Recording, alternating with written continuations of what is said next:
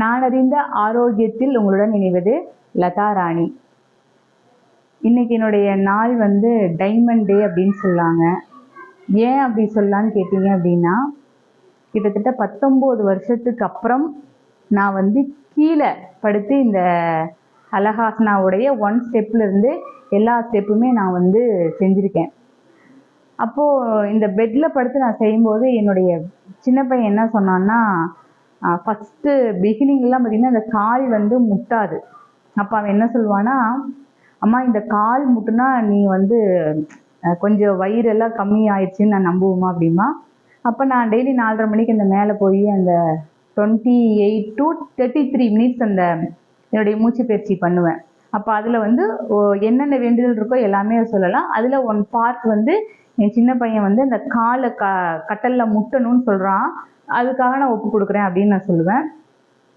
அப்புறம் அப்படியே பார்த்தீங்கன்னா கால் முட்டிருச்சு. அந்த கால் முட்டி எடுக்கும்போது அதுக்கப்புறம் அந்த கட்டலில் படுத்துட்டு விரி எடுக்கும் போதெல்லாம் இவன் சொல்லுவான், அம்மா நீங்கள் சீக்கிரமாக தரையில் படுத்து எடுக்கக்கூடிய சூழ்நிலை வரணும் அப்படின்னு. மறுபடியும் அதே போய் அந்த வேண்டுதல் எனக்கு இந்த மாதிரி நடக்கணும்னு சொல்லி இன்னைக்கு யதார்த்தமாக இது நடந்தது. எப்படின்னு கேட்டிங்கன்னா, இப்போ நிறைய ஃபோன் கால்ஸ் எல்லாம் வர ஆரம்பிக்குதுங்க. அப்போ அவங்க கேட்குறாங்க, நீங்கள் ஏன் இது கீழே படுத்துட்டு செய்யலை அப்படின்னு அவங்க கேட்கும்போது, இந்த 2 நாளைக்கு முன்னாடி தான் ஒரு வீடியோ அப்லோட் பண்ணேன். நேற்று அதை அப்லோட் பண்ணேன். கீழே ஏன் என்னால் படுத்து செய்ய முடியல அப்படிங்கிறதை தெளிவாக சொன்னேன். கீழே படுத்தா செய்யணுங்கிறதும் கட்டாயம் இல்லை அப்படிங்கிறதையும் நான் சொன்னேன். அப்போ இன்றைக்கி அவங்க சரி அவங்க என்ன பண்ணாங்க, நீ கீழே படுத்து ஒரு வீடியோ அப்லோட் பண்ணுங்கள், அதை நாங்கள் பார்க்கணும் அப்படின்னு சொன்ன உடனே நான் யதார்த்தமாக இன்றைக்கி நான் படுத்து நான் செய்கிறேன். கிட்டத்தட்ட பார்த்தீங்கன்னா 7 எக்ஸசைஸ் அதில் தொடர்ந்து வரும். கடைசியில் தான் ஹலாசனா அது அந்த போஸ்ட் வரும். அப்போ அந்த 7மே நான் விடாமல் செஞ்சுட்டே இருக்கேன். எனக்கு வலி இல்லை. அட் சேம் டைம் ஒவ்வொன்றும் செஞ்சு முடிச்சுட்டு டக்குன்னு எந்திரிச்சு உட்காந்துக்கிறேன். ஸோ நம்மளுடைய உடல் ஆரோக்கியம் அப்படிங்கிறது காட்டிங்கன்னா, தங்கத்தை காட்டிலும் வைரத்தை காட்டிலும் உலகின் அளவுகளில் எது மிக அதிகமோ அதோடையும் கூட நம்ம ஆரோக்கியத்தை ஒப்பிட முடியாது. நம்முடைய ஆரோக்கியம் அவ்வளவு மிக அரிதான ஒரு விஷயம். இந்த ஆரோக்கியத்துக்கு நான் கிட்டத்தட்ட ஒரு 19 வருஷமாக நான் செலவு பண்ணின தொகைகள் எல்லாம் பார்த்திங்கன்னா ரொம்ப அதிகம். கோயம்புத்தூர்லேயே பார்த்திங்கன்னா மிகப்பெரிய ஒரு போனுக்குனே ஒரு ஹாஸ்பிட்டல் சொன்னால் மிகப்பெரிய ஃபேமஸ். அங்கே போய் சர்ஜரிக்கு ஒரு 6 to 7 lakhs கேட்டாங்க. அதுக்கப்புறம் அது பண்ணினாலும் அந்த சமயத்தில் கிட்டத்தட்ட ஒரு 12 வருஷங்களுக்கு முன்னாடி அது நீங்கள் பண்ணினாலும் ஒரு சின்ன எம்எம் மாறினாலும் இவங்க அப்படியே பெட்டில் இருக்க வேண்டியது வந்துடும் அப்படின்னு சொல்லி அந்த ஒரு பயமும் நம்மளை படுத்திட்டாங்க. அப்புறம் அது பண்ணுறக்கும் நாங்கள் விரும்பலை. அவ்வளோ லட்சங்கள் செலவு பண்ணி நம்ம கடைசியில் எந்திரிக்க முடியாமல் போயிடுச்சுன்னா என்ன பண்ணது போட்டு அதுவும் நாங்கள் பண்ணலை. அதுக்கப்புறம் பார்த்திங்கன்னா செராஜம்னு சொல்லி ஒரு மிஷின் வாங்கியிருந்தோம். அதுக்கப்புறம் இந்த மைசூரில் பெல்ட் போட்டு நட்டை எடுக்கிறது அப்படி இப்படின்னு நான் எனக்கு என்னுடைய பேக் பெயினுக்காக நான் பார்த்த மருத்துவங்கள் அளவில்லாதது. அக்குபஞ்சர், அக்குப்ரெஷர் அப்படி எத்தனையோ நாட்கள்.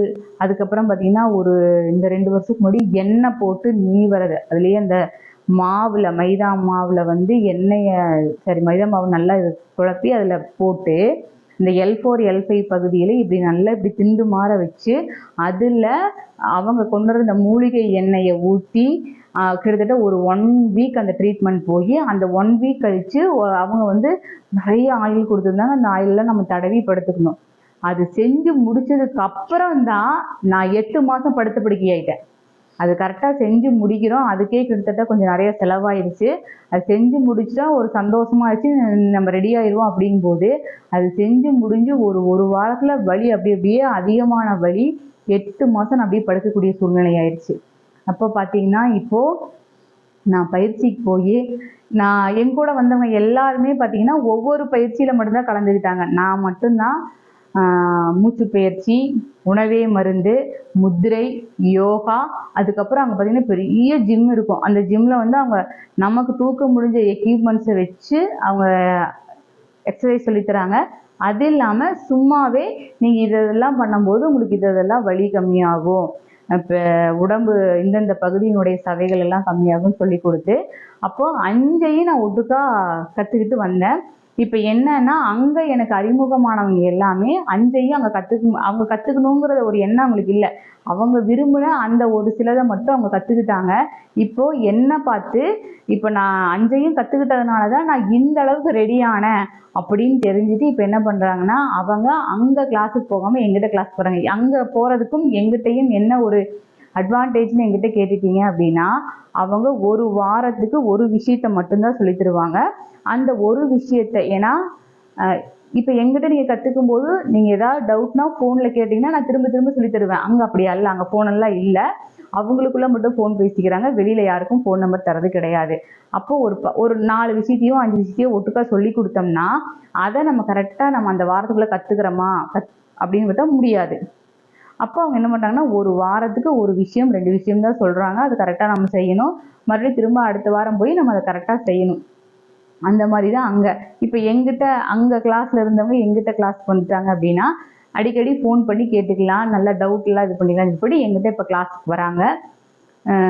ஸோ இந்த பயிற்சியெல்லாம் நீங்கள் கற்றுக்கிட்டு எப்பேற்பட்ட கிட்டத்தட்ட 19 வருஷம் நான் வந்து இந்த கீழே படுக்கிறது எனக்கு இன்றைக்கி அவ்வளோ சந்தோஷம். எங்கள் அம்மா வீட்டில் கல்யாணம் ஆகிறதுக்கு முன்னாடி எங்கள் அம்மா வீட்டில் கீழே படுத்தது பாயில். அதுக்கப்புறம் இன்றைக்கி நான் இங்கே இப்படி படுத்துருக்கிறேன் அப்படிங்கிறது எனக்கு மிகப்பெரிய ஒரு சந்தோஷமாக இருக்குது. இந்த ஹலாசனாவை ஒவ்வொரு இதாக நான் பேசி ஒவ்வொரு வீடியோவை நான் அப்லோட் பண்ணுறேன், பாருங்கள். என்னோட பயிற்சியில் கலந்துக்க விரும்புகிறவங்க என்னை தொடர்பு கொள்ளுங்கள். நன்றி, வணக்கம்.